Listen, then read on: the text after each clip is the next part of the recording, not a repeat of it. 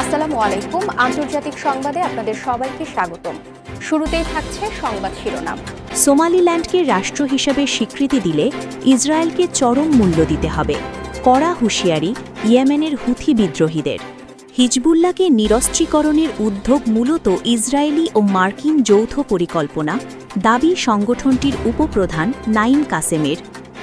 Kim Jong উনের সরাসরি তদারকিতে নতুন কৌশলগত দূরপাল্লার ক্রুজ ক্ষেপণাস্ত্রের পরীক্ষা চালাল উত্তর কোরিয়া।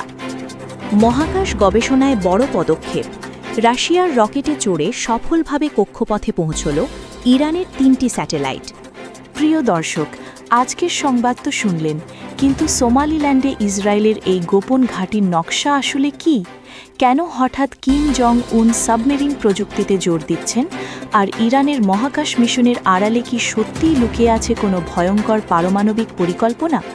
এই সব প্রশ্নের উত্তর এবং পর্দার আড়ালের আসল রহস্য উন্মোচন করতে আজ রাত 9টায় আমাদের চ্যানেলে প্রচারিত হবে বিশেষ অনুসন্ধানী প্রতিবেদন সংঘাতের নেপথ্যে।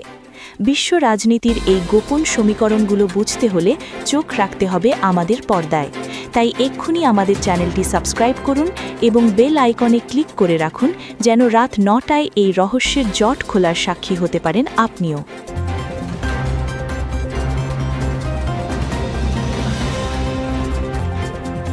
সোমালিল্যান্ডকে স্বীকৃতিতে ইসরায়েলকে কড়া হুঁশিয়ারি হুথির।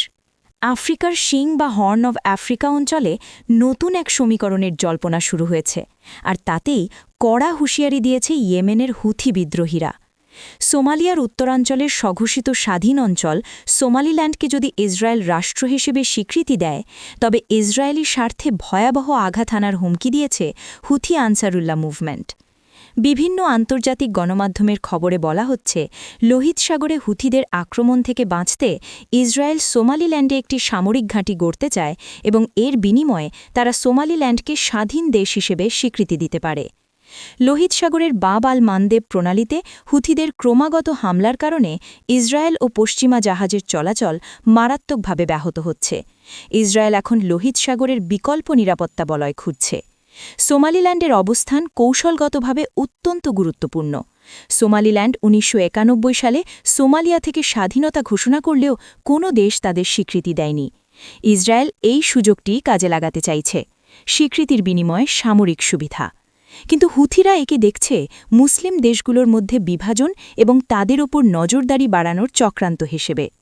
যদি ইসরায়েল সত্যিই এই পদক্ষেপ নেয়, তবে লোহিত সাগরের সংঘাত আফ্রিকার মূল ভূখণ্ডেও ছড়িয়ে পড়বে। সোমালিয়া সরকার একে তাদের সার্বভৌমত্বের ওপর আঘাত হিসেবে দেখবে। অন্যদিকে হুথিরা তাদের হামলার পরিধি বাড়িয়ে সোমালিল্যান্ড বা পূর্ব আফ্রিকাতেও ড্রোন ও মিসাইল হামলা চালাতে পারে।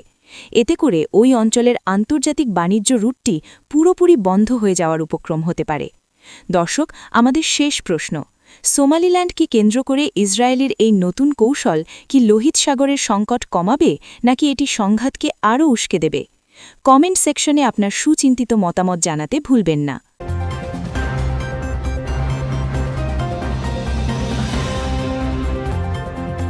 হিজবুল্লাহকে নিরস্ত্রীকরণের উদ্যোগ ইসরায়েলি মার্কিন পরিকল্পনা, নাইম কাসেম। লেবাননের শক্তিশালী সশস্ত্র গোষ্ঠী হিজবুল্লাহর উপপ্রধান শেখ নাইম কাসেম এক তীব্র প্রতিক্রিয়া ব্যক্ত করেছেন। তিনি দাবি করেছেন, বর্তমানে আন্তর্জাতিক মহল থেকে হিজবুল্লাহকে সীমান্ত থেকে সরে যাওয়া বা অস্ত্র সমর্পণের যে চাপ দেওয়া হচ্ছে, তা আসলে ইসরায়েল এবং যুক্তরাষ্ট্রের যৌথ ষড়যন্ত্রের অংশ। লেবাননের দক্ষিণে ইসরায়েলি আগ্রাসনের জবাবে হিজবুল্লাহর লাগাতার রকেট হামলার মধ্যেই তিনি এই মন্তব্য করলেন। নাইম কাসেম স্পষ্ট ভাষায় বলেছেন, গাজায় যুদ্ধবিরতি না হওয়া পর্যন্ত লেবানন সীমান্তে কোনো আলোচনা বা ছাড় দেওয়া হবে না। এই ঘটনার পেছনের কারণটি বেশ গভীর। গত কয়েক সপ্তাহ ধরে আমেরিকা, ফ্রান্স এবং কয়েকটি ইউরোপীয় দেশ কূটনৈতিক তৎপরতা চালাচ্ছে, যাতে হিজবুল্লাহ তাদের যোদ্ধাদের ইসরায়েল সীমান্ত থেকে সরিয়ে লিটানি নদীর ওপারে নিয়ে যায়। ইসরায়েলের দাবি, তাদের উত্তরাঞ্চলের প্রায় 1 লাখ বাসিন্দা হিজবুল্লাহর ভয়ে ঘরবাড়ি ছেড়ে পালিয়েছে এবং হিজবুল্লাহকে না সরিয়ে তারা ঘরে ফিরবে না। কিন্তু নাইম কাসেম মনে করেন, এই কূটনৈতিক সমাধান আসলে হিজবুল্লাহকে দুর্বল করার একটি ফাঁদ। তার মতে ইসরায়েল গাজায় গণহত্যা চালাচ্ছে আর সেই দৃষ্টি সরাতেই লেবাননে এই নতুন শর্ত জুড়ে দিচ্ছে আমেরিকা। এই বক্তব্যের ফলে সীমান্তে উত্তেজনা কমার আশা আপাতত নিভে গেল। যদি হিজবুল্লাহ পিছু না হটে এবং ইসরায়েল তাদের হুমকি অনুযায়ী লেবাননে বড় ধরনের স্থল অভিযান শুরু করে, তবে তা পুরো মধ্যপ্রাচ্যে ছড়িয়ে পড়তে পারে। এতে বৈরুট সহ লেবাননের বড় শহরগুলোতে ধ্বংসযজ্ঞের আশঙ্কা রয়েছে। দর্শক, আপনাদের কাছে প্রশ্ন, আমেরিকার মধ্যস্থতায় কি হিজবুল্লাহকে শান্ত করা সম্ভব, নাকি ইসরায়েল লেবাননে আরেকটি বড় যুদ্ধের সূচনা করতে যাচ্ছে? কমেন্টে জানান আপনার মতামত।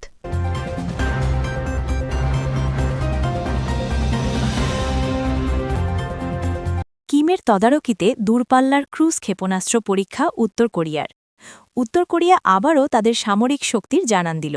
এবার দেশটির সর্বোচ্চ নেতা কিম জং উনের সরাসরি উপস্থিতিতে এবং তদারকিতে নতুন ধরনের কৌশলগত দূরপাল্লার ক্রুজ ক্ষেপণাস্ত্রের সফল পরীক্ষা চালানো হয়েছে। দেশটির রাষ্ট্রীয় সংবাদমাধ্যম KCNA জানিয়েছে, সাগরের ওপর দিয়ে উড়ে গিয়ে নির্দিষ্ট লক্ষ্যবস্তুতে আঘাত হানে এই ক্ষেপণাস্ত্রগুলো। কিম জং উন এই পরীক্ষাকে অত্যন্ত সন্তোষজনক বলে বর্ণনা করেছেন এবং একে দেশের নৌবাহিনীর সক্ষমতা বাড়ানোর চাবিকাঠি বলে উল্লেখ করেছেন। হঠাৎ কেন এই পরীক্ষা? বিশ্লেষকরা বলছেন, এটি মূলত আমেরিকা, দক্ষিণ কোরিয়া এবং জাপানের সাম্প্রতিক যৌথ সামরিক মহড়ার জবাব। পিয়ংইয়ং মনে করে তাদের প্রতিবেশী দেশে আমেরিকার পারমাণবিক সাবমেরিন এবং বিমানবাহী রণতরীর উপস্থিতি উত্তর কোরিয়ার অস্তিত্বের জন্য হুমকি। তাই ব্যালিস্টিক মিসাইলের পাশাপাশি ক্রুজ মিসাইল পরীক্ষা করে কিম জং উন বুঝিয়ে দিলেন তাদের কাছে আক্রমণ করার বহুমুখী পথ খোলা আছে। বিশেষ করে নির্বাচনের বছরে আমেরিকাকে চাপে রাখা এবং ইউক্রেন ইস্যুতে রাশিয়ার সাথে সম্পর্ক গভীর করার সময় নিজের শক্তি প্রদর্শন, এই দুটি এখানে বড় অনুঘটক। ব্যালিস্টিক মিসাইলের চেয়ে ক্রুজ মিসাইল শনাক্ত করা কঠিন, কারণ এগুলো খুব নিচু দিয়ে ওড়ে। উত্তর কোরিয়ার হাতে এমন প্রযুক্তির উন্নয়ন দক্ষিণ কোরিয়া এবং জাপানের আকাশ প্রতিরক্ষা ব্যবস্থার জন্য বড় মাথাব্যথার কারণ। এটি ওই অঞ্চলে একটি অস্ত্র প্রতিযোগিতার জন্ম দিচ্ছে, যা যে কোনো মুহূর্তে বড় সংঘাতে রূপ নিতে পারে। দর্শক, কিম জং উনের এই বেপরোয়া মিসাইল পরীক্ষা কি কেবলই আত্মরক্ষা, নাকি তিনি বড় কোনো সংঘাতের প্রস্তুতি নিচ্ছেন? এ বিষয়ে আপনার ভাবনা কি?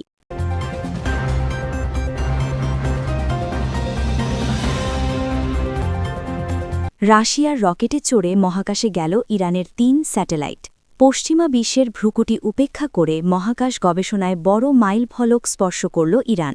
রাশিয়ার তৈরি সোয়ুজ রকেটের মাধ্যমে ইরান সফলভাবে তাদের ৩টি স্যাটেলাইট মাহদা, কাইহান 2 এবং হাতেফ 1 মহাকাশে পাঠিয়েছে। রাশিয়ার ভোস্তোচনি কসমোড্রোম থেকে এই উৎক্ষেপণ করা হয় এবং স্যাটেলাইটগুলো সফলভাবে পৃথিবীর কক্ষপথে প্রবেশ করেছে।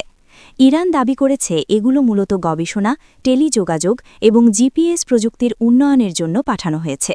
এই ঘটনার রাজনৈতিক ও কৌশলগত গুরুত্ব অপরিসীম।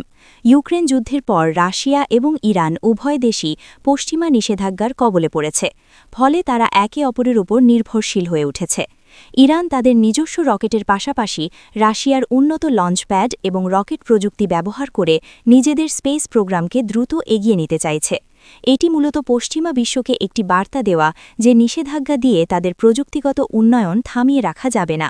আমেরিকা দীর্ঘদিন ধরেই অভিযোগ করে আসছে যে ইরান মহাকাশ কর্মসূচির আড়ালে আসলে আন্তঃমহাদেশীয় ব্যালিস্টিক মিসাইল ICBM তৈরি করার চেষ্টা করছে। রাশিয়ার সহায়তায় ইরানের এই সাফল্য সেই সন্দেহকে আরও বাড়িয়ে দিল। এই স্যাটেলাইটগুলো ভবিষ্যতে সামরিক নজরদারির কাজে ব্যবহৃত হলে তা ইসরায়েল এবং মধ্যপ্রাচ্যে মার্কিন ঘাঁটির জন্য বড় নিরাপত্তা ঝুঁকি তৈরি করবে। দর্শক, রাশিয়া ও ইরানের এই মহাকাশ মৈত্রী কি প্রমাণ করছে যে পশ্চিমা নিষেধাজ্ঞা এখন আর কার্যকর নয়? আপনাদের মতামত আমাদের জানান।